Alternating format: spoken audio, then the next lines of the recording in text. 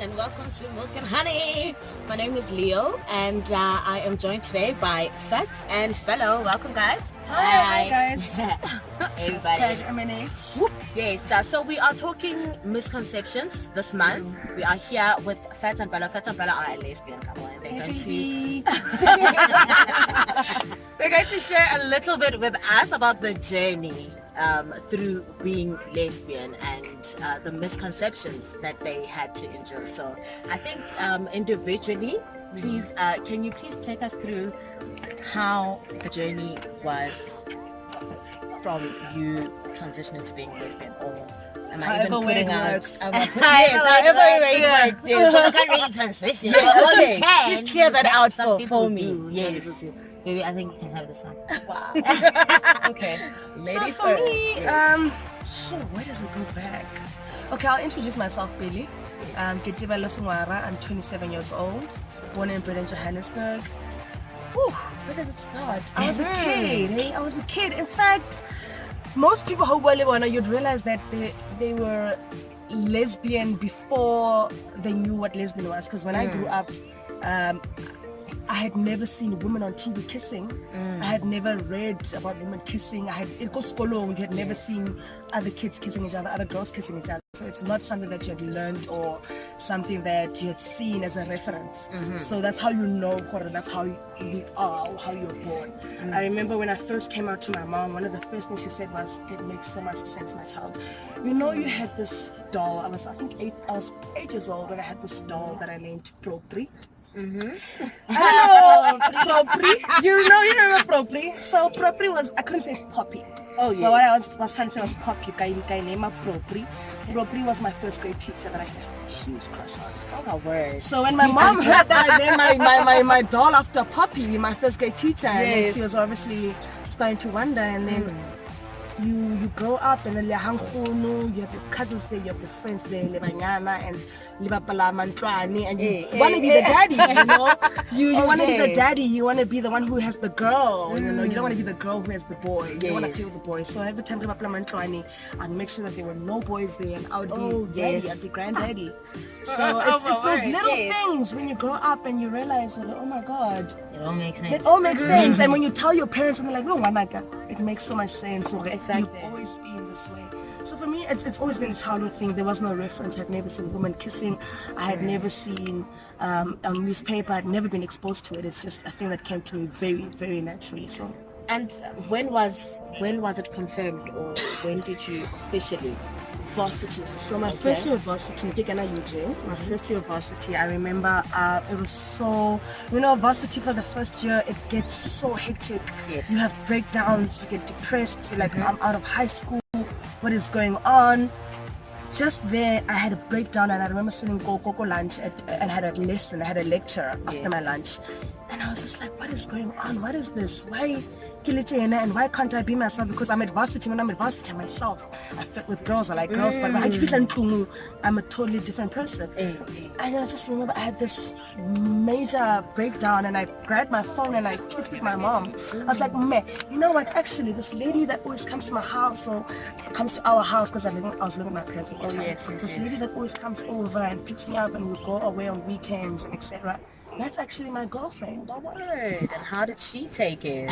The first text she sent me was a Bible verse. I think we had more or The less first the thing she same. sent me was a Bible verse, and I ignored that text, and I remember going to class, and I was like, "Oh my God, what have I done?"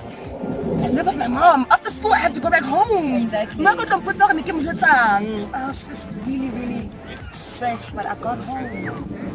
When I got home, I was just like, "Oh my God, whoa."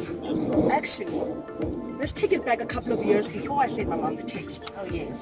So the girl I was dating at the time would come to Joburg and we'd see each other, etc. So I remember I was at school and she had come to school to come and see me.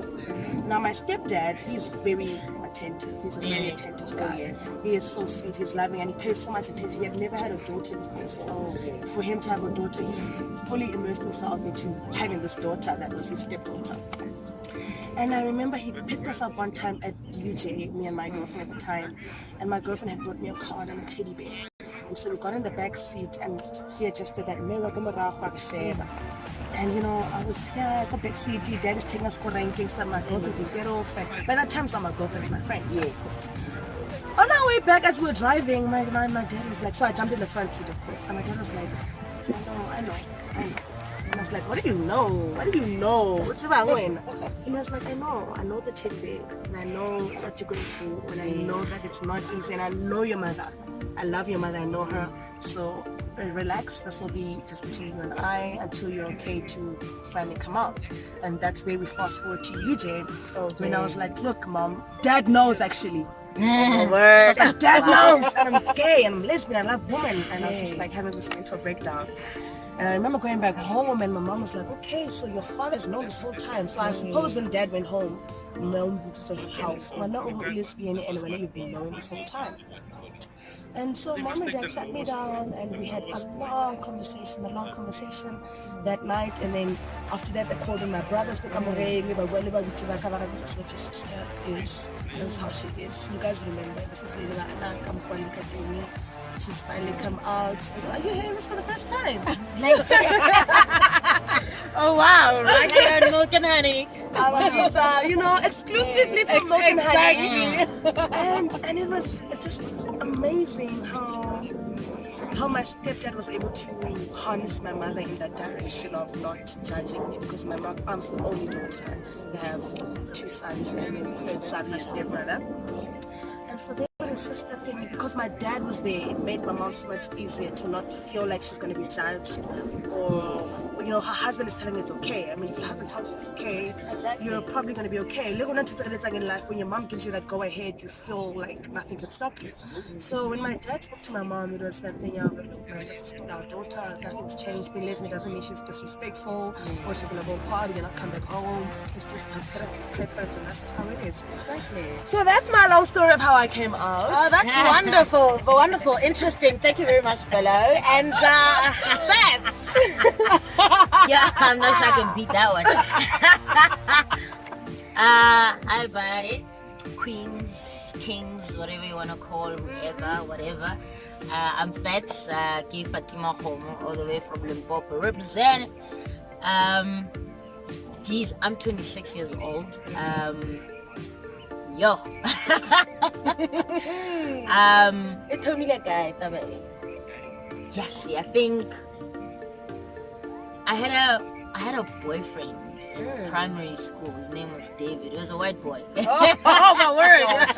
He was a white boy, and we were just boyfriend and girlfriending that time. This was like grade 3, grade 4. And then I remember grade 5, I was in boarding school. So I have like a brother. So it's the 2 of us. So he's my older brother.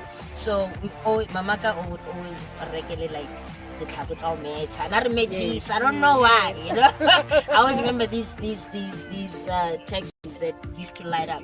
Oh, that yes. my brother The ones that you still have. Well, she Oh got my me new word. Your ones. mom got new ones. Yes, like 2 years ago, her mom got new ones. Yeah. And she wore them last year.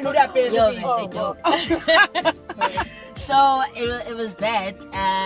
So Narata Rumechis grew up with just me and my brother and my mom in the household. So I guess I wouldn't say, I've just always been like a tomboy. We'll get into it a bit later on. So in grade 5, I discovered that I like women. Like she said, I did not know the word lesbian. I've never seen it on TV. I've never read about it. In fact, it's like other people going, when I was lesbian, and you're like, what is that? And you're like, what's that? But now you can't go there and you can't be like, yo, mama barke lesbian, or what. So I had a friend who was like, hey man, there's this guy that likes you. This. And I was like, really? I don't know, but I remember having some sort of feeling some type of way, and I was like, okay, sharp, let's give this guy a chance. But again, PS, the question, not PS, question. You're like, yes or no. And so when you break, it's yes or no, and he asked me to be his girlfriend, and I broke, and I gave him the yes, and I ate the no. And then I think that relationship lasted a week. Oh my word. Lasted a week, and the same year, grade 5, I had this massive crush on this girl. She